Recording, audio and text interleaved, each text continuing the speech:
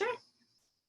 Hi, everybody. Thank you so much for tuning in to our Thankful Thursday interview series for the Soul to Sisterhood project. This week, I am so excited because, well, I'm excited every week because I love these women so much in this book. I love everybody. But I am super excited to get to share some of the wisdom from my very good, very longtime friend, Michelle. Michelle is one of the 38 featured sister goddesses in our 36 chapters of the Soul to Sisterhood book. And as I was thinking about the introduction I wanted to give for my very good soul sister, Michelle, something really came to mind. And I wrote about this yesterday in the post where I shared some of her pictures. Michelle is really one of the midwives for the entire Divine Mommy project, all of those groups. I can remember sitting with her and talking with her. One specific car ride back from Busch Gardens, she listened to me the entire way talk about my ideas for what I wanted that first group to be. And I give her credit. I wouldn't have had the sort of support or personal empowerment to do what I did had it not been for this friendship. So I'm so grateful to her. The other thing I want to share is that Michelle is one of those people that you just love to be around her because you can stand back and witness her doing her thing, especially when it comes to mothering her son, which we're going to talk about, because she is one of these mamas that is mothering her child to steward a new way of relating to the masculine, the divine masculine. But there have been so many times when I've sat back and thought, man, how did she know to do that? Or where'd she come up with that idea? That's brilliant. So without further ado, I want to introduce you to my soul sister, Michelle. Hey girl, how's it going? Great. Thank you so much for having me here today. I'm so honored. I'm so excited. I'm so proud of you beyond words. It's just an amazing movement that I think that you're creating, and I'm really excited to see where it goes. Aw, thank you, babe. I love it. That makes me feel so good. I'm giving myself a hug from you to me. Yes, right back. Well, you know, Michelle, I just want to jump right in because you offer so many amazing things in your story. All of our sister goddesses do. But you start your story with kind of a funny little piece from your younger years about feeling like you didn't fit in. Would you mind to share that with us right now? Yes. Well, let's see. I was probably in kindergarten. And I remember going to my mom and saying, okay, I'm old enough now, so I'm probably like 5. And I'm like, you know what? I'm really feeling like I was adopted. And I feel like I'm old enough now, I can handle the truth. And she just looked at me and was like, I'm not sure where you got this information, but you're not adopted. But I just always had this feeling that I didn't necessarily belong in this particular family, that I just kind of got dropped in. We didn't always have the same interest. And so I always felt like I was doing things that were completely, it just felt unfamiliar, that I can't even quite put my finger on it. It just didn't feel like I was supposed to be there in that particular moment. Well, you talk about this in your story, that there are two sides of you that on paper, they look almost unfamiliar or almost like the exact opposite. Talk about that, what it's been like to sort of just own and claim all of these facets that make you you.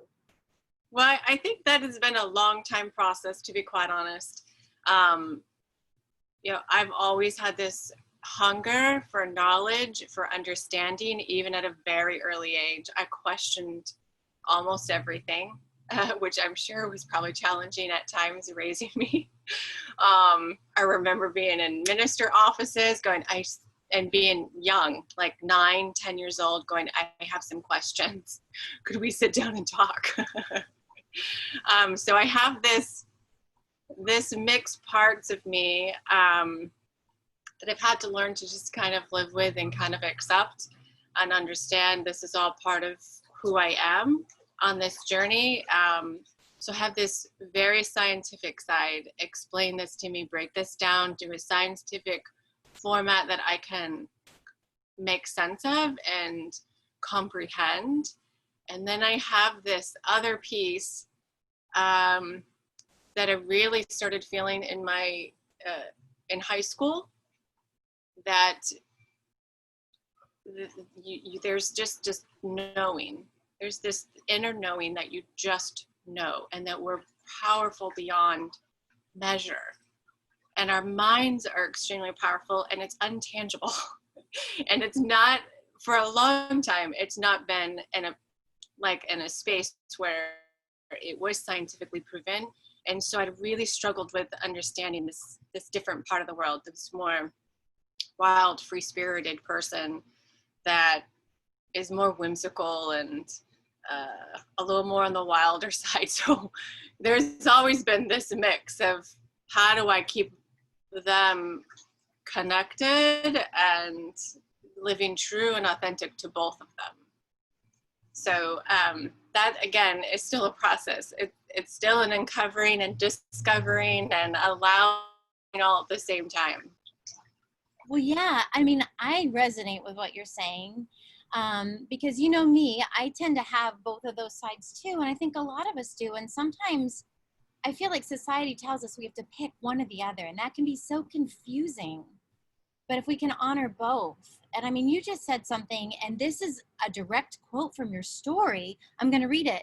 We all have a lot more power than we give ourselves credit for. What does that mean to you?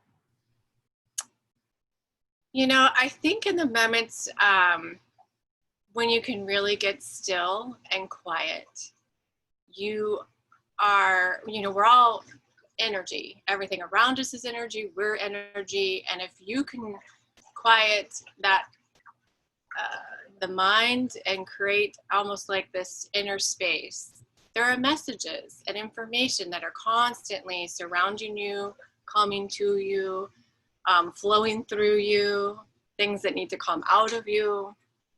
And I think that that's where it all kind of resonates for me, when I go, that's that inner power that connected to source, that connects to you inside, and then giving you this information that we're all in this together. We're more powerful beyond we even can comprehend and we realize. And to me, again, I'm still discovering, uncovering, and learning more about that every day. And to me, it fascinates me. So it allows me to, I get cravings for knowledge. And so I go, let's dive in more. Let's dig in deeper. What more can I, abstract from this and learn? So it's exciting. And you also apply this not only to your personal life, but to your business life as well. So for some of our ladies out there who are, wanting to take this from the personal to the professional realm, what advice do you have, or what suggestions? That's interesting. I actually started it in the professional world before I moved it to the personal. For whatever reason, that felt safer for me.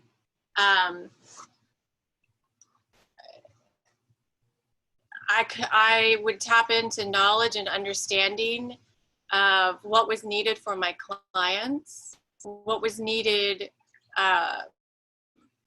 for the project.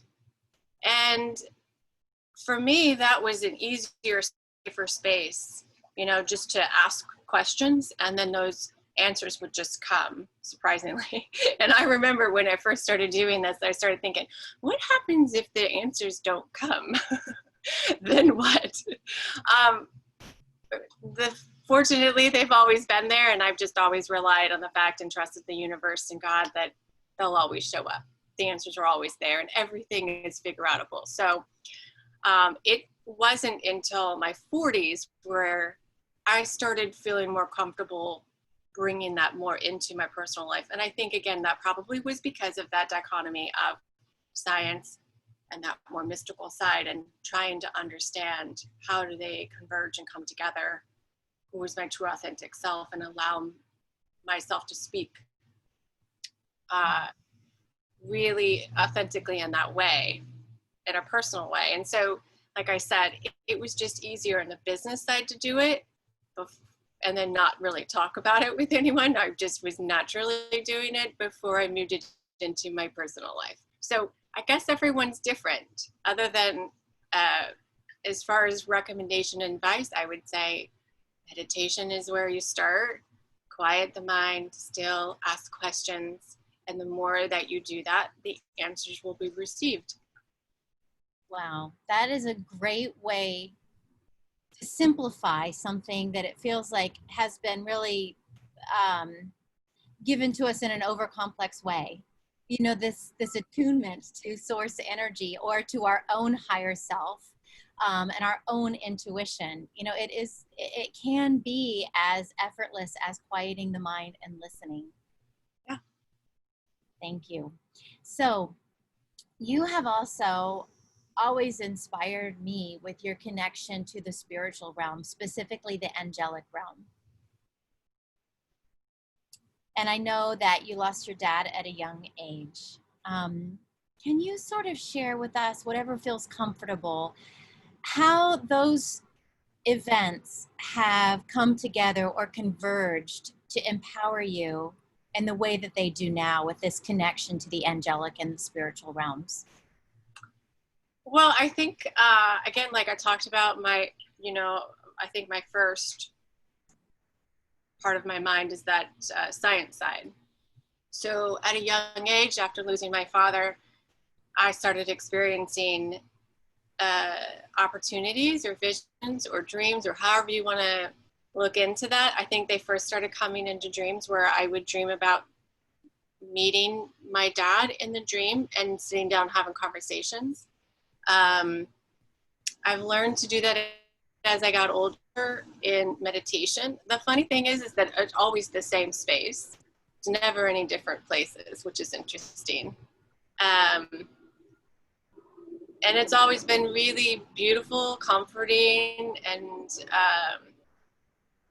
kind of something I can feel, kind of, I don't know how to describe it and put into words. Almost gives me like a warm feeling to know that I'm not alone and that I can always reach out to him and talk to him if I need to.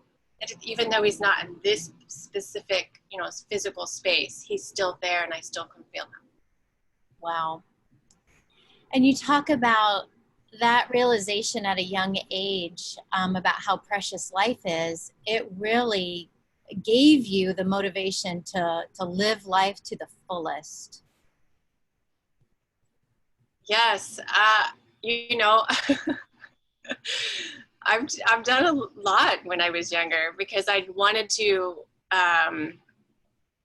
when no one knows how long we're here.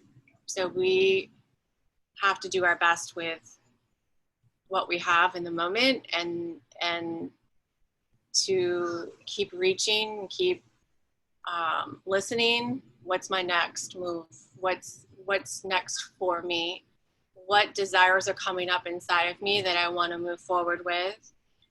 For me, that was flying. So I decided, okay, let's be a bush pilot in Alaska. I'm, in my 20s, man, I was just crazy. I got out there and I thought that's what I wanted to do until I realized it's really cold out there.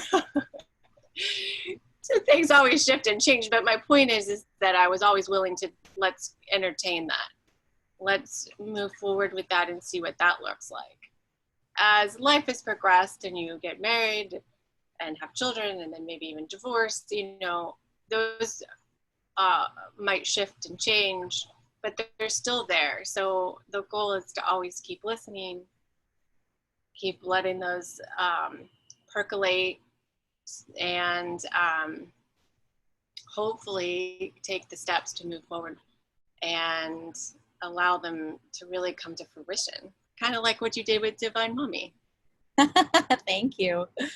Well, that's a beautiful dovetail, talking about how the support, knowing that your dad is always with you, and this sort of inspiration that he has given you to live life to the fullest and to listening to those messages. It's a great dovetail into how you parent your son, because you talk about with him you as a single mom have no idea what it's like to be male in the world today, but you sit back and you let him lead the experience to a certain extent, it's developmentally appropriate, but you also parent through experience and through emotional integrity. Can you talk about what that's been like for you as a mama of a son? Well, I think it's a mixture of a lot of different things. Again, it's experience. It's experience that has said to me, you only live life once. So and I believe I parent this way. I actually run my business this way. I believe wholeheartedly in life is meant to be experienced through everything. And so I love creating new experiences with crew.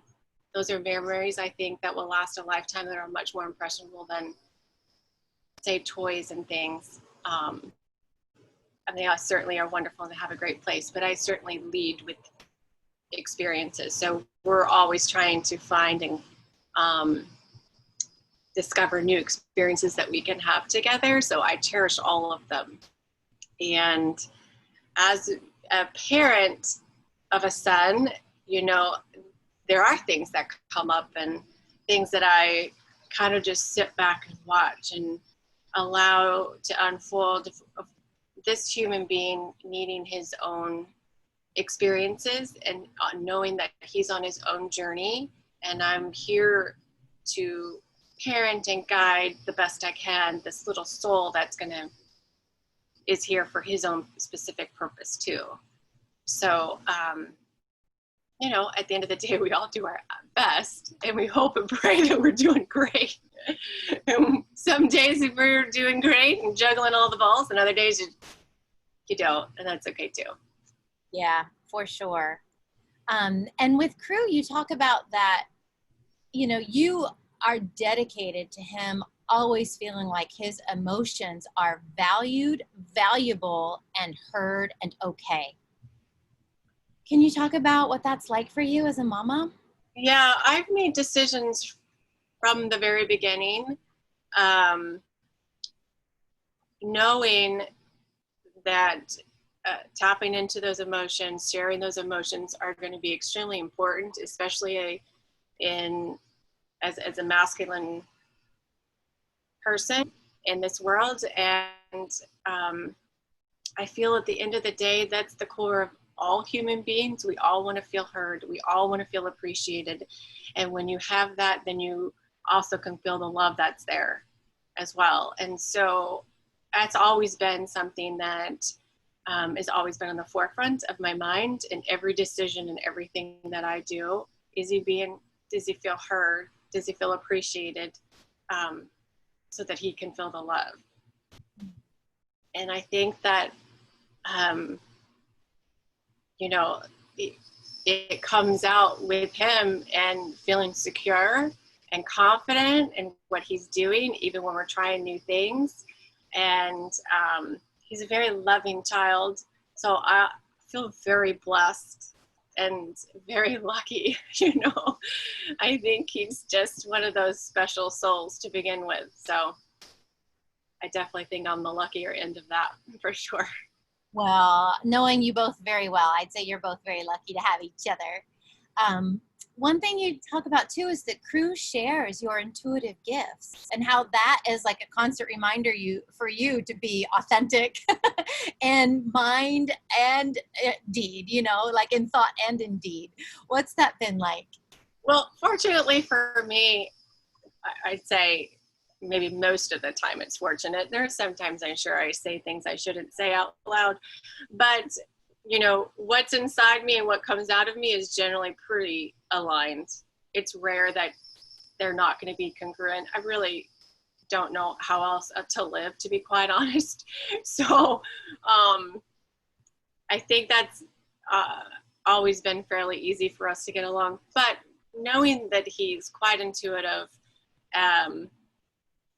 it does make me more mindful of my thoughts and then even mindful about my words that I use, knowing he is paying attention, he's listening, he's learning, and these are experiences and habits that he'll take in his adult life as well. So I'm not sure I've answered kind of what you were wanting with that, but well, and I mean, the last thing I just wanted to add, and I'm quoting again directly from your Soul to Sisterhood story, is that through this process of mothering him in this way, you've both kind of been on this path of learning to express your authenticity without sacrificing the self. And that is such a beautiful, those are beautiful words, but it's also a beautiful image when I think about how we really want ourselves and our children to be in this world, right? Completely validated without sacrificing the integrity of the soul. How has that been for you, learning that with him? I think it's been wonderful and it's been beautiful. And again, it's just, I think, creating the space to listen, and then in that moment asking, how can I honor what he's feeling right now? What is the best way for me to do that? And then I'll teach him the tools to learn to articulate what he's feeling inside so that he can share that as well. And so then, we're creating this dance of both learning how to communicate and be our authentic selves together, obviously, because it feels safe. And then hopefully he's able to do that naturally in whatever setting he's in. And some of those have come up. I've heard from his teacher. He's has no problem sharing how he feels, which I'm like, well, I did teach him that was okay. So I think that it's important, and hopefully he feels honored and heard from that person to their best ability as well in that moment. How has it worked for you, to be able to connect into how you authentically feel? From just life in general? Yeah. Well, I'm pretty in tune to how I feel majority of the time. I mean, majority of the time I feel pretty grounded. The times that I don't, that's when I have to sit and get quiet and go, okay, you're, in the midst of this chaos and these feelings that feel overwhelming in this moment, I know that this will pass and my perspective will change. So I've had to learn to just honor whatever it is feeling, even if I don't necessarily understand it in the moment, and I'll create the space and the silence that I need, and the quietness so that those answers can come. Because for me, I feel like if I'm feeling out of alignment and overwhelmed, those are just a message to me that whatever I'm doing is not congruent with the direction I need to go. So I need to take a step back, breathe for a moment, be okay with maybe not doing what I needed to finish on the project or on the list that day, and not pushing through it, that has probably been my biggest lesson in saying, just take a minute and take a time out for myself and say, what is it that's coming up for me? And how can I honor how I feel in the moment, and allow that to just progress and go through. Michelle, that is beautiful. I mean, we all joke, Mama needs a timeout too. But I mean, for us mommies and daddies too, to take a timeout, and to give ourselves that space to say, I'm not going to focus on the to-do list of today. I'm just going to focus on where I'm at right at this moment and let it be okay. And if we forget that, again, that it can really be that simple. We don't have to have complete and utter silence. We don't have to have candles lit and incense going and, a meditation cushion. We can do it standing at the sink washing dishes. We can just hone in to that, to that true emotional core, that spiritual core of what we need to know right now. Yep. Wow. Any other suggestions or words of wisdom for some of us who could use a little help around self-care? That's interesting. It's an interesting question, especially in these times when there's so much uncertainty. And even for myself, I've realized, again, these are lessons and things that come up, is that apparently I have a threshold of how much uncertainty I can actually take. And then I go, oh, that's the tipping point. So again, it's just really then getting quiet, honoring, and going, yep, I just need a minute. I just need to take some time and figure out what is it that I need to let go of maybe, or what do I need to surrender to or allow just to come up for me so that I can hopefully transcend whatever that is and move forward. So for me, it's that unknown. It's those uncertainty things that can kind of come up for me. You know, we all like guarantees, right? And just in the world that we live in right now, especially, seems very little guarantees. But then I just focus on, well, what do I know for sure? And what can I do in this moment? And how can I be appreciative and thankful and start there? Because those are certainly the higher vibrations that take you from feeling overwhelmed to feeling more light and more at peace of where you are, even though the circumstances may have not changed. Your perspective on them can. That's awesome. And the second to last thing I want to hit on is you and I've talked about this a lot, and I always gain so much from these conversations that we have together. And you actually mention it in your story too. And it's a space of neutrality that you have found has been really beneficial for you in your work, professionally, personally, everything that you need to do, that space of neutrality. And it inspired me so much, I made a sacred place suggestion for your chapter based on finding that place of neutrality, releasing the either or. But kind of as a parting thought, what is neutrality to you and how is it beneficial? It can mean a lot of different things to different people. It may even mean different things in different moments. But for me, again, it's just honoring your whole self, you know, your whole being, because we are a mix of so many different things and different feelings at different moments at different times of the day,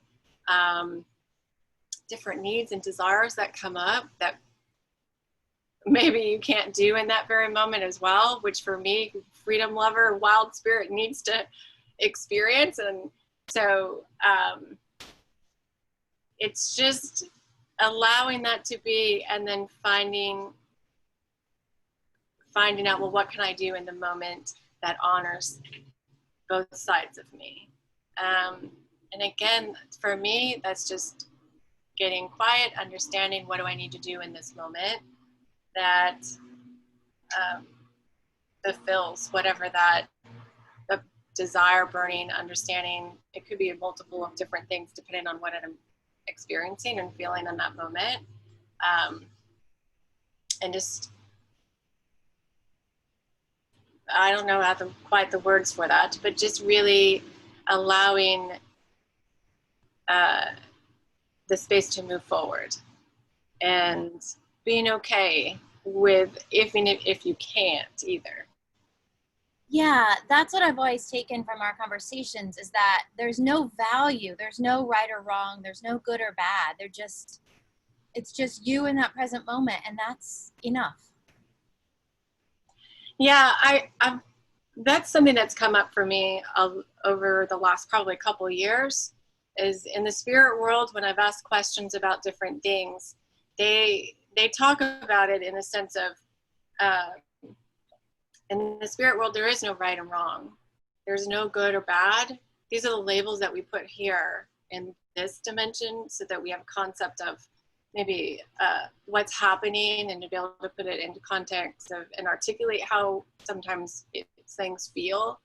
But ultimately, everything happens for the highest and greatest good of everything, for all of us, individually as well as, you know, as a community.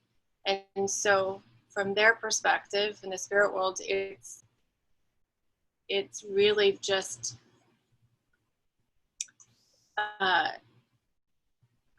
it just is. And because it just is, which sounds like it's almost like there's not a word to describe it to me, because to me that doesn't really, it really doesn't frame exactly what that feels like when I say that. But it is allowing it to be whatever it is without creating, it's supposed to, this looks bad, this is good. It can, if you take those away, then it is. And then when you have that space, then you feel less attachment around the outcome, less attachment around if I'm doing it right or wrong, if I'm doing it, if I'm enough or I'm not enough, and all these other duality feelings that we may have in various different parts of our life. So I think that if we remember that really there isn't good or bad, there just is, and if you can create that space for yourself, then the rest just kind of subsides and walks away. It's like shining a light on whatever's dark inside. It's there for a reason. Thank you. I needed to hear that. Well, I said that was the second to last thing. So okay. Last thing, which our higher selves are totally like having their own conversation right now, because you just need a perfect segue. Last thing is this feeling that you talk about at the end of your story that you're sharing with your son, that you've always felt in connection to your father, and this connection that you have to the spirit world, is that we're never alone. Even if you can't see or touch somebody or something, we're never alone. We're always connected. And as a parting thought, just can you fill our cups a little bit with this notion that we're never alone? Yes. Well, for me, I can only share my perspective on this. Everyone might have their own personal take and what that feels like for them. When I share it in context with my son, I share it in a way that, it's resonated with me all these years about feeling close with my father, even though that I know that he's not here on a physical world. So I want crew to always know, no matter what, we're always connected. We'll always be connected. And that even if I'm not with him in the physical place, or, and he's somewhere else, that we're still connected, we can still communicate, we still can feel each other, we can still send each other love and support. And I think that, especially in these uncertain times, that it gives you that feeling of, no matter what, we're never alone. Because again, we're all energy. So you and I are connected. We're connected to all our soul sisters. We're connected to our community. We're connected to the animals that we share this beautiful world with, and everything in between. So hopefully that gives you what you were looking for. Absolutely, babe. Absolutely. Well, Michelle, thank you, honey. Thank you for being my friend for all these years, my soul sister. Thank you for trusting me enough to have your story in this book, and for all the time that you've gifted me to do all of the various aspects of this project, your interview, writing your bio, listening to me talk ad nauseum about all of my ideas, reading your chapter and telling me that you loved it, and doing this interview today. I mean, I really want you to always know how much I value you.